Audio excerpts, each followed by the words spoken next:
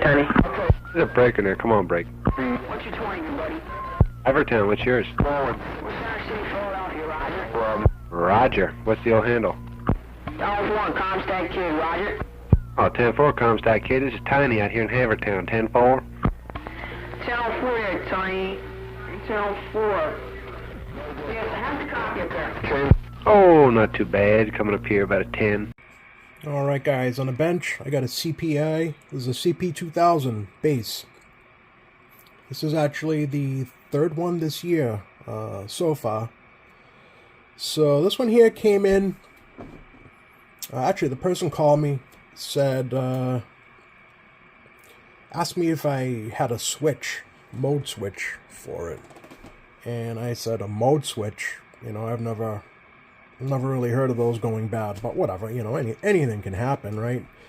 I'm like, no, I don't have a mode switch for it, but you know, what's going on? And he's like, well, the upper sideband's not working.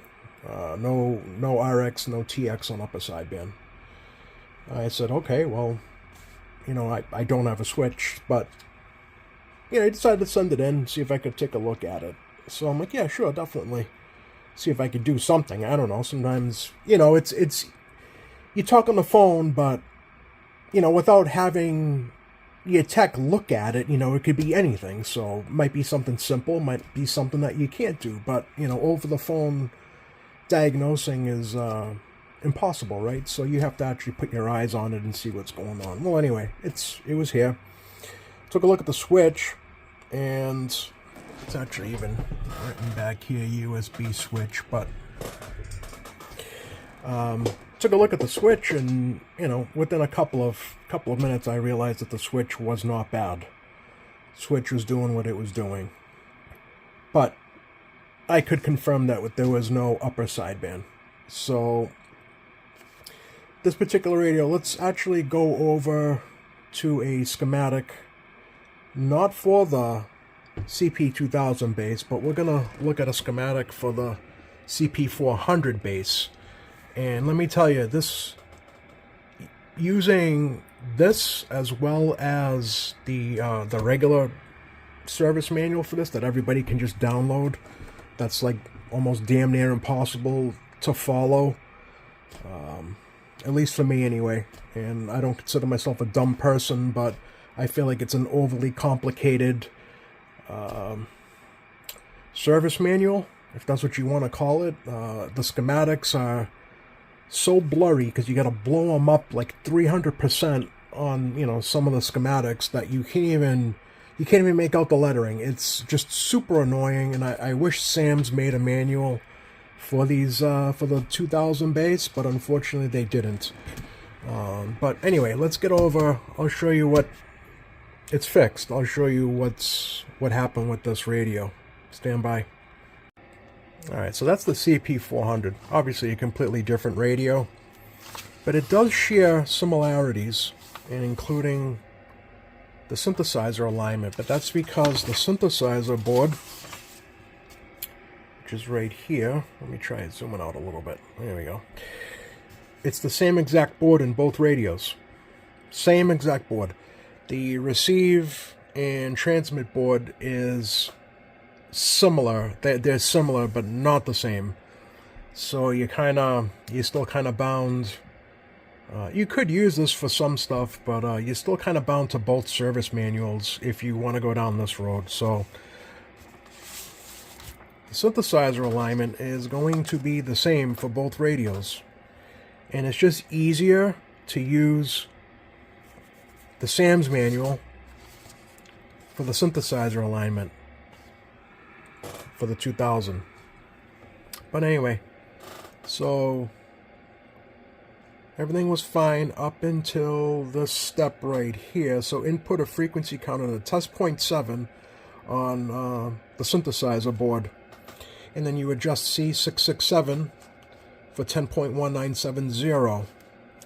Well, at test 0.7 on upper sideband, I had 0, nothing. So I knew that something was going on here, either a bad crystal, bad upper sideband oscillator, something like that. So let me get you guys over to the schematic, because this one's a hell of a lot easier to read than the one you can download. Alright, so here is the schematic, the part of the schematic I wanted to show you guys. So this is the these are Motorola transistors, the MPSH10, and that is the AM and lower sideband carrier oscillator. That one was the AM and lower sideband was working, but when you get over here, it's another MPSH10.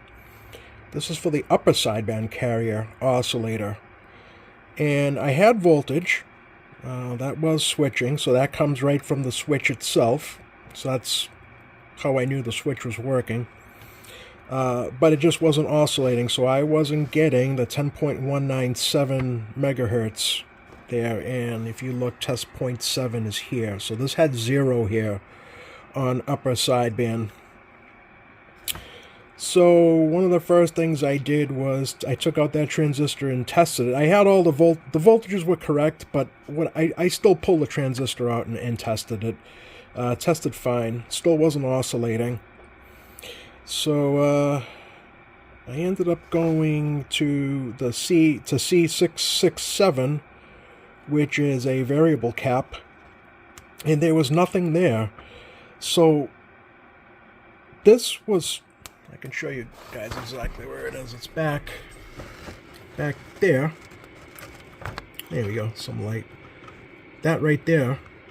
So the one that was inside the radio was completely, open. I have no other words. I've never had one of these go bad. It must have been so dirty that it wasn't allowing the upper sideband carrier to oscillate. So took it out, tested it, and sure enough, it was open. Nothing was getting through that. So fortunately, I had a used one, same value, a 2 to a 20 picofarad variable cap. And I put it in there, and sure enough, upper sideband came back. So that was a first for me. I've never had one of these go bad. But anyway, that's what was wrong.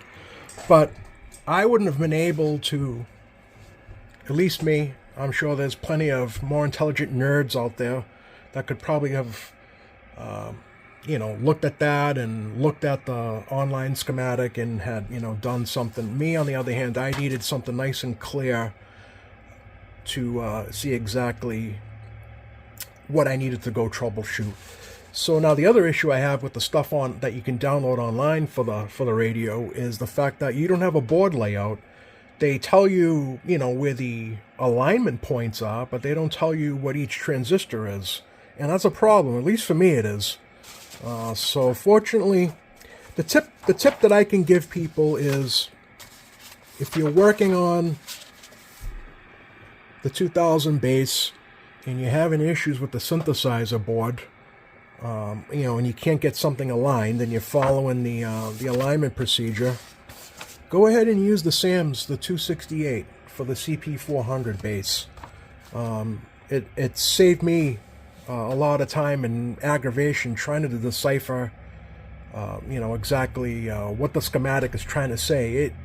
Like I said, for me anyway, I gotta blow it up to like 300% on my computer screen. And when I do that, it just makes everything so blocky and distorted that I can barely make out what it is. That's just me. I don't know if you guys have the same problem, but I just figured I'd share the information because I think it's just easier to go ahead and use that versus the online manual. But anyway, let's we can actually look at the rest of the radio. So it's only here for that issue, but this radio does need more. I'm sure he's aware of it, or if he's not aware of it, but it definitely needs an alignment. But before even that, these caps need to be changed. They are starting to leak. So like I think I stated earlier, this is the third CPI I've worked on this year, and they all had bad caps. Well, 2 of them ended up being recaps anyway. So it was recap and alignment and a couple of other things. But this radio here is only for that. Was only here for the sideband issue. But this needs more than that. It definitely needs a recap. Those are starting to leak. And the last thing you want, not just those, there was a couple of more caps that were, you could start to see the electrolyte was coming out of them. I can't really see, but I think, yeah, some of the, like that oily, like residue is coming out of them. And that will corrode these boards. So, it's about time that if you have one of these in your closet and you're hesitant to recap them because of the difficulty, I get it, but if you actually care about these radios, you need to get them recapped ASAP. They're all reaching that age now where, you know, people have been putting them off, but it's at a point now where, you know, these things are circling around 50 years old, and, you know, these caps' service life have expired about 20 years ago, if not more. So, yeah, this radio's got to be recapped. And then, unfortunately, somebody did a channel mod here on the CB and ANL switches. They completely cut and then jumped the back here. You can see it's the CB, and then the ANL looks like it's always on. But somebody put a channel, these two are channel mods, along with this right here. But I'm not sure this is working right. But anyway, that's what I would do. And if you have to do any work on this board here, good luck to you. So even if that switch was bad, getting down in there, good luck. Anything on this board is so tough. In fact, when I recap these, you may hate it, but I don't put the caps back in on this side. I cut them out and then I put them on the back side. You know, at least if you need to do them in the future again, you know, they're right there. But I don't bother putting the caps back in. So that's just me. It is so difficult getting in there. But yeah, let's take a look at the. Yeah, you can see they cut the wires there, and then they cut the lead going to the board itself. You know, why wouldn't you just put those on in a project box? You know, these can kind of be undone, kinda. It would be a pain in the butt, but you put a hole right in the front. You know, for me, that sucks to do that. You know, but anyway, the radio works okay. It needs a recap and alignment, but let's check out upper sideband just to make sure that it's fixed. All right, so we're on upper sideband. And it is an S9 signal going to it. You can see the meter's a little off, or it might just be, you know, off alignment. I don't know, but volume's all the way down, and you can still hear it. But anyway, upper sideband is working. All right, we're on 27.1860 at a minus 70. And that should be an S9, but it's just a little off. Not really the end of the world, honestly. But if you do it by ear, it's probably right around there somewhere. So you could use an alignment. But anyway,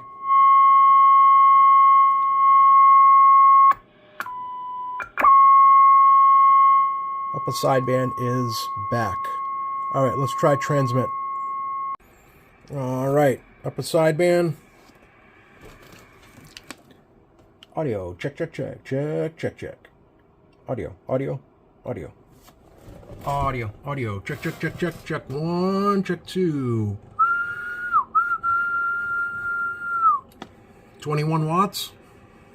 Let's check the other, let's do lower sideband. See what's going on. Check. Check 1, check 2, check 1. And we'll go to AM.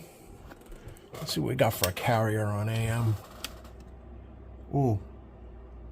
11 watt carrier. That's a bit much. I might just have to turn that down before I send this back out. Check, check, check. Audio, audio, audio, audio. Such a high carrier, and it's only swinging at 18, you know? So that carrier's got to come down anyway. It's a way too high carrier. But all right, let me let's go over. Excuse me. Let me go over the upper sideband on the monitor radio here. Check, check, check. Yep, upper sideband. Check, check, check, check one, check two, check one, check two. Audio, check, check, check, check, check, check. Check one, check two, check one, check two. All right, a little feedback.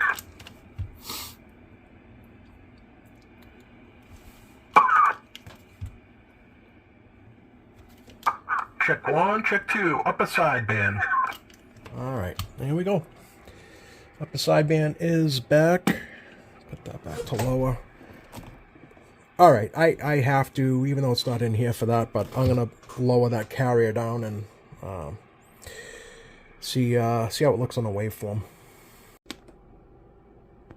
Damn. All right, I haven't touched it yet, but.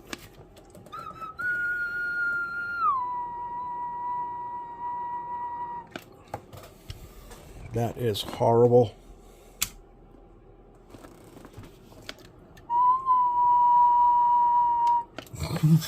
All right, let me lower this carrier. All right, I got the carrier adjusted. Let's put a pretty steady tone rather than me whistling.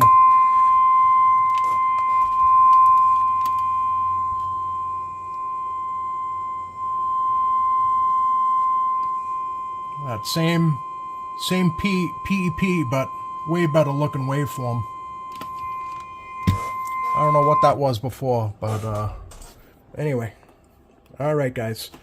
I don't want to make the video any more longer than what it needs to be. So hopefully, with the CP 400 service manual, at least on the synthesizer side of things, I think it might make things easier for people who just want to do a basic service, basic alignment to their radios. Obviously, it's not a complete replacement for the one that you can download online, but it's definitely a good addition to use, I'd say. All right, guys. Thanks for watching.